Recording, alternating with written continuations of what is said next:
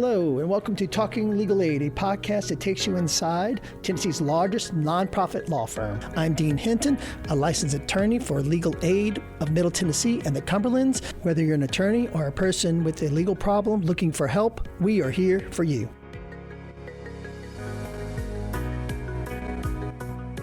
We are in the studio today with DarKenya Waller, the Executive Director of Legal Aid. We're going to talk today about what legal aid is, who we can help, and how we can help them. DarKenya, first of all, remind me, how long have you been the Executive Director of Legal Aid? Thanks for having me, first of all. But I've been Executive Director since 2018, so I guess it's coming up on 8 years now, and been with Legal Aid for almost 18 years. That blows my mind when I think about it. You've been with Legal Aid all that time, this Legal Aid or another Legal Aid? I know you went to school at Ole Miss. I did. And I did do some externship and volunteer work while I was at Legal Aid, both at Central Mississippi Legal Services and also North Mississippi Legal Services. But those are purely during law school. This is my first and only stint as an employee of a legal services program. And I thought I'd maybe come for a couple of years, and 18 years later, here I am. Are you saying that you went straight from law school into legal aid? I did not. Actually, I had a lot of great experience in the field. I started my work with the Attorney General's office in Mississippi, did some work there, left there, went into small practice, a boutique personal injury law firm where I did that as well as family law and housing, went into solo practice for a period of time, which I enjoyed immensely, into a boutique law firm where we only did family law, and then found my way to Nashville, Tennessee, where I started doing family law and housing work, but had the pleasure of working under the incomparable Gene Crow. And is that what attracted you to legal aid? Honestly, it was the fact that I had both family law and housing experience, and the role they were looking for was someone who did both of those things. And so it was a perfect fit, and come to find out, my boss at my prior job and Gene Crow actually worked together through the ABA family law unit, and it just worked out well. And so I made the transition and started working with legal aid. And interestingly enough, I kind of knew that at some point I'd make it back to public interest work. I am a preacher's kid, daughter of two ministers, and we were always the hands and feet of God, as they would say. So all the things that needed to be done around the church or in preparation for whatever event that we were doing, I was doing that. And I knew at some point I'd make it back to this. Not to get too personal, but both your mother and your father are ministers? That's correct. Oh, yeah. Interesting. In Mississippi? That's correct. Oh. Yeah. My father actually was a pastor for some time, but spent the majority of his time as an evangelist, primarily speaking in prisons around the country and around the world. And my mother supported him in his ministry for sure. But the Bible talks about there are some preachers, some teachers, some evangelists, some apostles. My mother's more the teacher and spent a lot of time teaching in ministry, and even now produces a daily devotional where she's teaching. Gene Crow, if I read into what you say, and I could be wrong about this, did she kind of recruit you? I wouldn't say that she recruited me, but I certainly listed my current employer as a reference. And when she saw the name, immediately knew who he was, had the highest respect for him and his practice. It wasn't long after that I got the call to say, we want you to come on board. I never got to meet Gene Crow, but my understanding is she was very well known, a domestic violence advocate, Absolutely. Did a lot of divorces, orders of protection, things like that. There's actually a building named after her downtown Nashville. That's correct, and very instrumental in so many of the protections that we now have in place legislatively around domestic violence. Very instrumental in the drafting of some of the order of protection statutes that we now follow, in addition to the significant work that's been done in Nashville relative to the Office of Family Safety, which was a department that did not exist years ago, but she was very instrumental in conducting the safety and accountability study that helped to create that department and the Family Safety Center and the Gene Crow Advocacy Center that the city now uses. I'm sure you've been in that building, but I've toured it twice. It's a very impressive building, the Gene Crow Center. It is. Both the Gene Crow Center and the Family Safety Center are actually not only national models, but international models. They have visitors that come from around the country and around the world to actually tour the space with the goal of replicating it. And the director of that space, Diane Lance, was very visionary in how all of that came together and how she created it. Specifically, she included a lot of buy-in, and she wanted it to be a space that we all felt ownership in. And so literally things like the paint color on the wall, the chairs that were chosen, the space and how it functioned, the rooms that were included for both the Gene Crow Advocacy Center and the Family Safety Center were all collaborative efforts. We met regularly to design all of the spaces, to consider what should be in it, including if you walk into the Family Safety Center, there's a welcome wall, and that welcome wall has the word welcome in every possible language. That wasn't unintentional, it was very thoughtful, and the members or the people who were involved in helping to design the building, including myself, were all a part of it. And those two spaces are designed specifically for domestic violence survivors as they go through the court system, whether it's a divorce, some sort of criminal action against their abuser, or order protection, or what have you. It's a safe space for them and their children to go to as they go through the court system. Nashville, as I understand it, was at the forefront of those kind of spaces when they first came online. Now, turning our attention toward legal aid, because that's kind of why we're here today. We want to talk about what legal aid is, and I'm going to start us off. It is a nonprofit law firm. That is correct. That does what? It is a nonprofit law firm that offers free civil legal services to low-income and vulnerable people. And we do distinguish free civil because oftentimes when people think free lawyers, they think public defender's office, they think crime and being arrested, and we are not that. We are probably the other side of that. If the public defender's office offers criminal representation, we offer civil. Yeah, civil, we're talking about divorces. Mm-hmm. We're talking about orders of protection. Mm-hmm. We're talking about landlord-tenant issues like some sort of breach of contract or something mm-hmm. like that. Inhospitable living conditions. Mm-hmm. All of those expungements. Things. We're big on expungements now. Yes. We're doing clinics in our office, a lot of expungement clinics. I'm sure they're doing it in other offices too. I'm just sort of know what we're doing in our office, the Gallatin Office of Legal Aid. What else do we do? Well, our ultimate goal is to help people advance, defend, and enforce their legal rights to secure basic necessities. That really is our focus, is basic necessities. And why is it basic necessities? Because there are so many people who don't have that, and that is kind of where we start. Not that other things are luxuries, but people should have their basic necessities. What is that? That's safety. People should be safe. That's shelter. If we can help people achieve shelter. That's food. If we can help remove barriers to people getting access to food. Those are some of the core basic necessities that we focus on as an organization. But that can flourish into things like education, helping children get the level of services they need in order to be successful in the classroom. Sometimes there are children who aren't able to access that effectively, or their parents or guardians are unable to advocate for the needs of their children adequately, and we step in to do that. That looks like healthcare as a basic necessity. We have, unfortunately, children and adults who need access to health care, who have medical procedures that need to be done. And of course, the hospitals are not going to turn people away, but they may very well walk away with significant debt, medical debt, as a result of the procedures that were provided. That medical debt can be crushing. We have a recent example of a child going into the pediatric intensive care unit for a period of time, and in no time racking up over $1 million in medical debt. That would be crushing for anyone. And then, the parents are expected to survive after that. And our attorney was able to step in and help to remove the barriers to accessing certain medical coverage and to help that family avoid what could have been catastrophic end as a result of medical debt.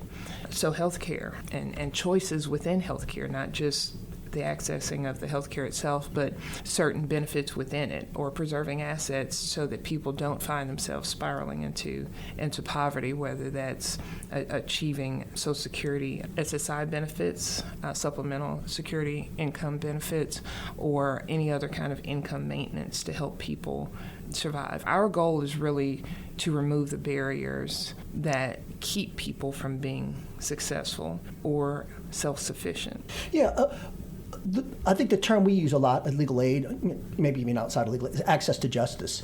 We're trying to help people on the lower end, especially on the lower end of the socioeconomic spectrum, be able to access the courts.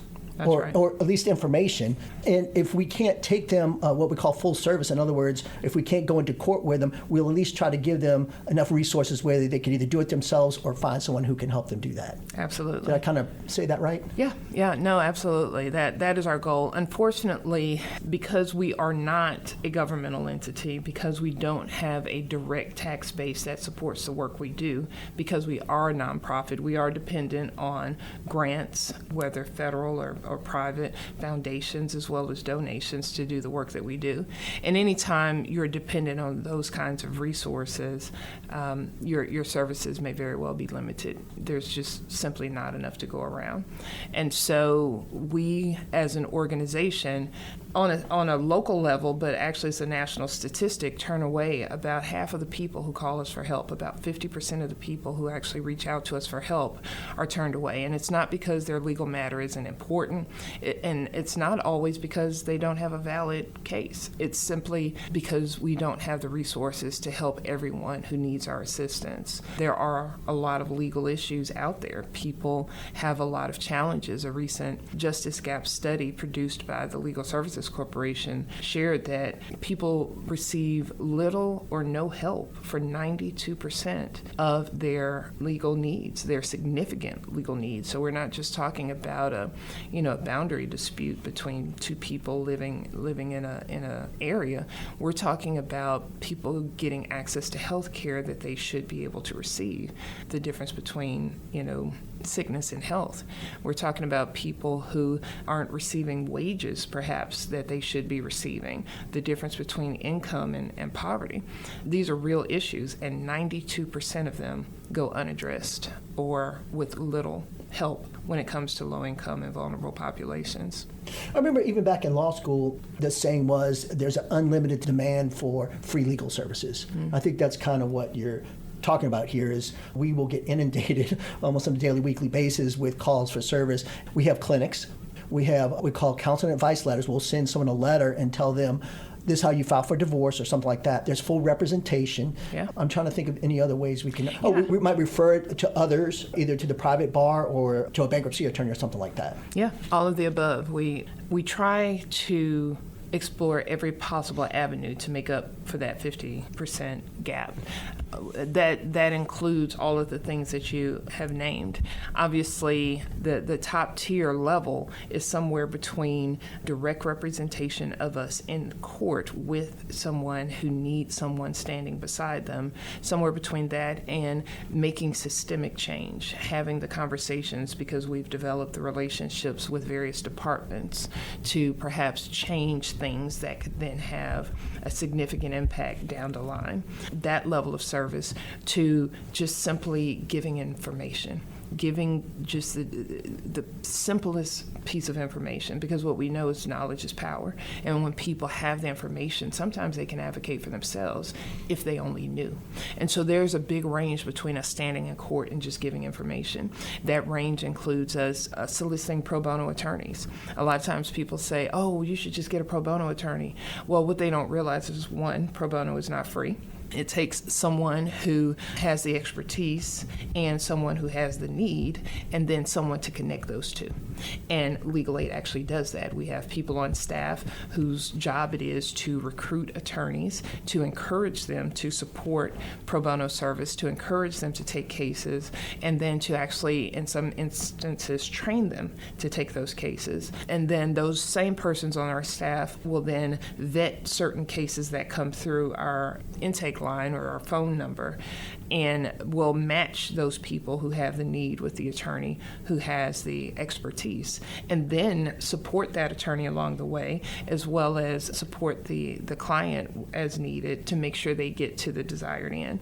That is not free, but that's one of the ways we leverage to try and cover that 50%. To the point that you made, we have legal clinics where people can come and get information from lawyers or get direct advice regarding their specific legal matter. We have trainings and community education where we'll go out into the community and educate people on their legal rights, whether that's through documents we produce. We have a website where we have our community classroom, and that community classroom is just chocked full of answers to questions that are frequently asked. What do I do with the order of protection I just received? How do I enforce it? How do I get my security deposit back if I'm moving out? How can I represent myself in court? That's the one I like. How to testify in court. Yeah. How to testify in court. That empowers people. I get a lot of very good comments on that. Absolutely. And that's, again, a part of us trying to address that 50%, because we cannot, stand in court with everyone, and people may call us from time to time and you'll hear that we are closed. And it's no different than if you go to a provider and they tell you that they're not taking patients. It's because there's a level of care that they have to ensure for the people that they do represent. And if they are overextended in that representation, then it leads to malpractice. And our goal is to give high quality legal services at all times. And that may very well mean that the people we do represent receive the highest level of quality, and that there are those who we won't be able to represent. And so we find these other avenues to at least give them more information than they had when they called. You mentioned pro bono, finding a pro bono attorney if legal aid can't represent somebody. This happens to me frequently, that I will have a discussion with somebody about why I can't represent them. It'll be like a counseling advice letter or something like that. And they'll say, well, where can I get a free attorney? You've done family law. You've done a lot of family law. Yeah. There's probably not going to be somebody you're going to get for free to do family law issues. It's just, in my experience, it just doesn't happen. I mean, let's just say it's rare. Yeah. I would probably say that the real challenge is finding that needle in the haystack, finding that one attorney who may be willing to take your case. And I'm going to date myself here and say that, at one point you'd pick up the phone book and you just start going and go down the list calling people. And it's really just an inefficient way to try and find an attorney who may be willing to take your case at no cost. And so that's the service that we provide, is that you don't go down the list calling everybody that you could possibly call on a cold call, hoping that they will have pity on your circumstance and help you. You call legal aid, and legal aid then goes to its network of over 350 attorneys and says, hey, this is the legal issue that this person has. Would you be willing to take this case and help them through their matter? And those attorneys overwhelmingly say, yes, we will help. Our job is to help triage that, to distribute that, so that those attorneys aren't overwhelmed because they have to make a living as well. But simultaneously, folks are getting the help that they need. One of the I'm going to call it a challenge. One of the challenges I think that all of us face, if I can speak for all of us, or at least me, is that not enough people know what legal aid is or who we are. In other words, I might even have clients who think that I'm part of the government. You just mentioned government. They might think I'm part of the public defender's office, part of the prosecutor's office. Even though I'm representing them, we sign a retainer. Maybe I explain to them who we are. Maybe I haven't explained it to them very well. One of the reasons maybe we're sitting here today trying to explain who we are is that the message needs to get out wider who we are. Even though we just told the listener that we can't represent everybody, I am still looking. I do a lot of domestic violence work, divorces, orders of protection. I'm always looking for the worst of the worst. If there's been a very violent assault, physical assault, if someone's been beat up or a gun pointed at them or something, I want to know about that to help them get divorced. Now, there's other ends of the spectrum where things are bad, but they're not that bad, and that might be where I cannot get involved because I'm already taking the worst of the worst. But all I wish to say is, I think one of the challenges is that we at Legal Aid are not as well known perhaps as we would with just the general population. I think the legal population knows who we are. Yeah, no matter how many speaking engagements I have, no matter how many surrogates we have out there speaking on our behalf. I'm always amazed at when I meet someone and they literally have no idea we existed. And it's just a challenge we have, I suppose, like any nonprofit that may not be the American Red Cross or, Boys and Girls Club of America. It's a challenge to get our services out there. And so we continue to do that. We do podcasts like this. We have speaking engagements. We go into the communities to try and get the word out. But the thing that people can do for us is to just share the message, is to tell people that we do exist. That being said, we turn away half the people who call us, right? So how far do you let that message go? How far do you do it? Our focus or vision, if you will, is to ensure that everyone has access to us. But there still has to be a triaging process once you get here. And we encourage people not to assume that they're not eligible for our services. They don't know until they apply. And that's why we have a triage. That's why we have intake. Let us decide who is eligible and who isn't based on the criteria that we have. And even if you're not, again, even if we can't take your case, our goal is to at least give you more information than you had when you first called us. But we do. Calls come in. We take all the calls in. We put them on a list unless there are clear lines of demarcation, and we can talk about that in terms of cases that we can do and that cases that we simply can't do. But all the cases go on a list, and we triage those. And to be candid with you, we do have to look at certain things when we prioritize those cases. And it's not a fun job, I'll tell you. It's probably, and you see this, I'm sure, one of the hardest things that our attorneys or staff have to do is to determine between very worthy cases which ones we can take and which ones we can't. Because we know full well there's very few people who call us whose issue we can't resolve. Most of them we can resolve your issue, but it's a matter of us having to make the hard decisions between who we can and who we can't help simply based on capacity. So we do look at the severity of the legal issue. We do look at the vulnerability of the client. How vulnerable are they? We do look at the available staff. Who do we have who can actually address the issue, and what do our resources look like to be able to do it? And all of that factors into who we ultimately are able to help. And we do, look at the cases that fall within our priorities and outside of our priorities. And when I say priorities, I just mean the fact that I'm not going to say it's impossible to help everyone, but it's probably inefficient to try and help everyone with every possible case type there is. It is more efficient to develop expertise in certain areas and to build relationships with decision makers in certain areas. It's much more beneficial for us to have a very good relationship with the Department of Human Services and the Department of Health, so that if there are regulatory policy decisions that have been made, we have the influence and the relationships to go to them and say, hey, did you know that this particular policy is impacting several thousand people in a negative way? Would you consider changing that so that those people aren't impacted in a way that I don't think you intended? That comes from us having an expertise in that area, working in that area, consistently being in front of them in that area, that they listen to us because they know we deliver high quality services, and if we say it, then it means something. And so we leverage that, to be able to help people, get the outcome that they need. So we have to specialize in certain things, which means that there are things that we don't do. Some because of priorities we've chosen, and some are based on regulations or grant funding that don't permit us to do certain things. We are not permitted due to our largest funder, LSC, and the regulations that are associated with that funding, because it is actually federal funding, although we're not a governmental entity. We receive some government funding, but we're not a governmental entity. And so under that funding, for example, we can't do criminal cases. Why? There's a whole public defender's office. That's what they do.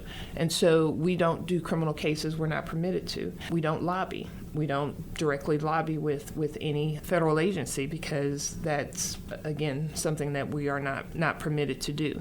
And so we don't do class actions because of that. We don't do personal injury cases, or what we call fee-generating cases where we could actually generate income from the case, like a personal injury case. All of those considerations go into which cases we can and can't take. It's not arbitrary, it's not random. It is based on specific things. If I could use, I think a word you use, maybe Zach, our deputy director, intentional. We were intentional about those sort of things. And by the way, I'm going to throw out one of my own, custody visitation issues. In other words, if it's not part of divorce, if someone's coming to legal aid just for a custody visitation issue, a lot of times, by the way, it involves grandparents or something like that who have to step in and look after children when the parents can't do it. I do those at clinic, but as you're talking about outside of our priorities, and one of the reasons I think I'm accurate in saying this is that if it rises to the level where a child is in danger, then DCS will get involved and hopefully see that through and take care of the child or children that are at issue. No, that's absolutely the case. In terms of priorities, we really have to evaluate a lot of things.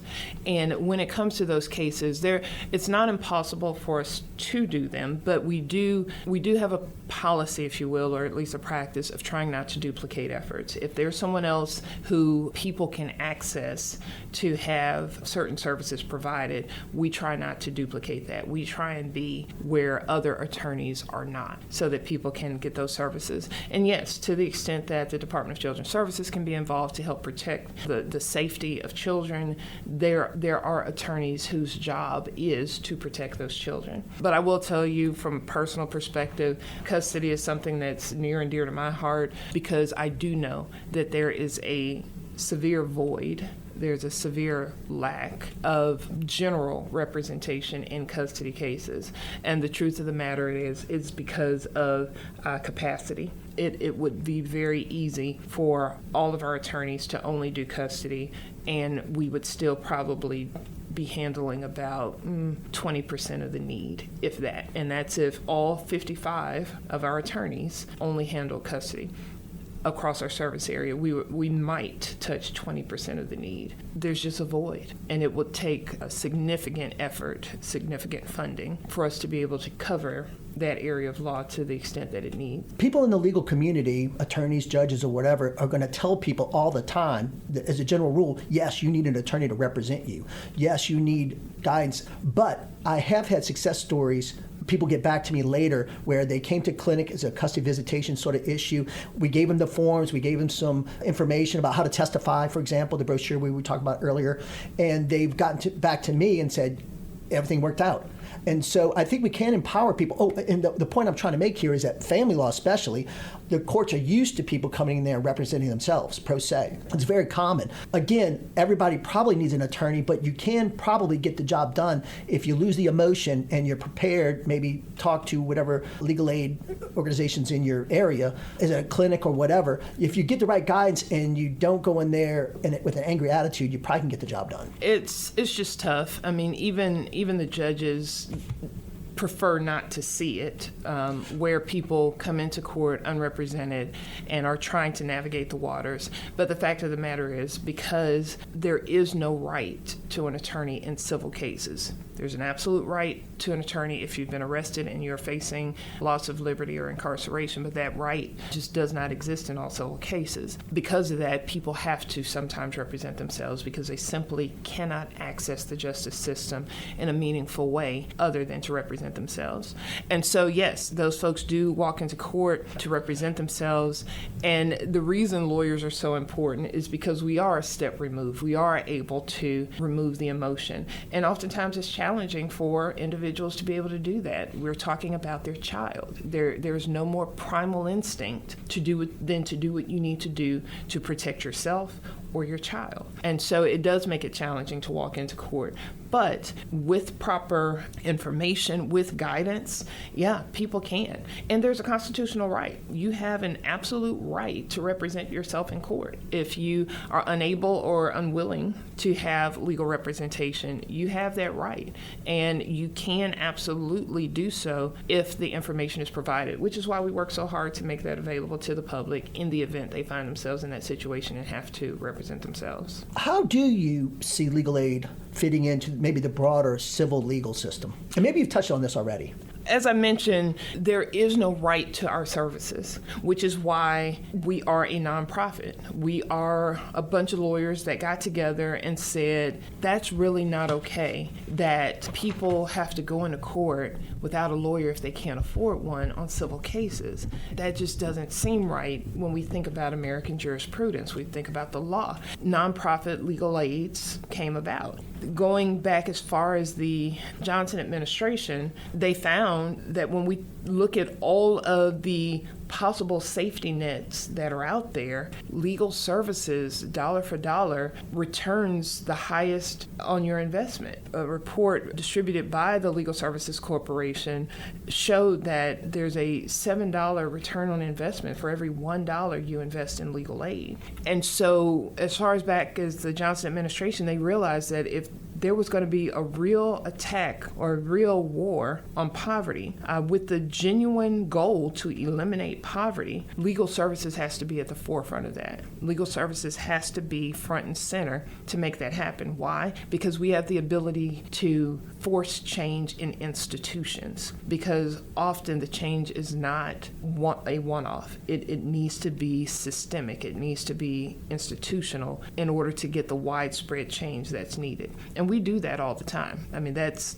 our role, is that we not only represent the individual, but also the institution. In our efforts to do that, we're able to push the needle a little further than otherwise people would be able to do on their own. And so we make those services available. We try to the extent that we can. If this point hasn't been clear up to this point, we do not charge any of our clients for anything, almost anything. There might be some litigation fees or something that we might ask them to pay if we think they can pay. But for the most part, a lot of our clients don't have any money or very little money. And we're a nonprofit. I get this question all the time. How does this work? I mean, how does this work behind the scenes? We're a nonprofit, so how do we make money, or how do we get paid? That's another one of the things that we are unable to do due to regulations as a result of our largest funder, the Legal Services Corporation. We are unable to actually charge for our services. So it's not a decision that's being made. And we often hear from opposing counsel who's like, well, if people had more skin in the game, they'd maybe have a different result in their case. The fact of the matter is we're not permitted to charge. It's not a conscious decision we're making. We're not permitted by law to charge people for our services. Now, if our clients do pay anything, it may be for litigation expenses or things like that, but those fees don't go to us. They go to whoever the service provider is, whether that's a clerk's office for filing fees or a court reporter for a deposition, but those fees don't come to us. We don't and can't charge. And so our funding does not primarily come from our clients nor our cases. We are, as I mentioned, funded in large part, or at least our largest funder is the Legal Services Corporation. And we've mentioned that a few times today, and the question is, who are they? What do they do? LSC, or Legal Services Corporation, is the entity to which Congress allocates some funding to support civil legal aid across the country. The nonprofit LSC was actually congressionally created. So it's a congressionally created nonprofit whose job is to distribute funding across the country to legal aid programs to provide civil legal aid to people. Their job is also to monitor and to regulate, to ensure that we are spending those government funds the way they should. And I say some legal services because of our budget, the LSC funding represents around 30% of our budget. So there's another 70% that isn't represented by this particular funding source. But because it does represent the portion that it does, and because of how federal funding works, if you receive $1 of that funding, then you are tied to the regulations that are associated with that funding. And those regulations are, you can't do criminal cases, you can't do class action, you can't charge your clients, you can't lobby. And so those are some of the restrictions that we have in place because of the funds we receive from them. So we receive that funding. We receive funding from IOLTA, which is Interest on Lawyers' lawyer trust accounts. That's a deeper conversation. We receive funding from foundations, from the generosity of family foundations and other foundations, and then from individual donors, people who year over year are willing to say, we want to support this work and we believe in it. Some of our most significant donors are law firms who say, we know that there is a justice gap between those who can afford justice and those who can't afford justice, and we want to be a part of that solution, and so they annually make contributions to legal aid. And all of those in concert work together to ensure that we have funding year over year to pay our attorneys to represent folks. It is the generosity of the public that helps us to do this work. One of the challenges is to keep, I'm going to say it this way, feeding the beast. In other words, if we're not charging clients, if we're not for-profit, we're nonprofit, how do we keep that money coming in? I just got an email the other day about, and this is taped in the spring of 2026, I just got an email that we're kicking off a campaign. I think it's $2 million. The goal is $2 million from private donors to legal aid so we could keep going. Is that right? That's absolutely right. That's absolutely right. And it is our largest fundraising goal to date. We typically try to raise somewhere around $1 million per year, and this year we're actually doubling that. And we're doing that because we are facing certain funding cuts, and we want to make sure that we can make up the difference. Certain federal dollars are going away, certain state dollars, grants are going away, and we have to be able to make up that difference, or we have to cut services. And our goal is, if you're already at 50%, our goal is to not be below 50%. And so we have to work to do that. So our goal is $2 million this year. Every dollar counts. We are beholden to our community, to the public, to help us reach that goal, because for every dollar we're able to raise and bring back in, those are people. Those are people that we're able to help. Those are domestic violence victims we're able to help escape abusive relationships. Those are seniors that we are able to ensure that they're protected or have access to certain needs that they have, whether it's income or health care or food, honestly. Those are people we're able to keep housed. Those are vulnerable people that we're able to help get conservatorships or guardianships as needed. We're dependent and focused on the public to help us continue to do this important work. We'd like to thank DarKenya Waller, the Executive Director of Legal Aid, for coming into the studio to talk in this first episode of Talking Legal Aid. In our next episode, we will continue talking about who our clients are, how to reach us, and who are our staff members. All of that next time on Talking Legal Aid. Thank you for listening to this episode of Talking Legal Aid. I'm your host, Dean Hinton. Legal Aid of Middle Tennessee's website is las.org, and the podcast website is legalaidinaction.buzzsprout.com. Don't give up hope.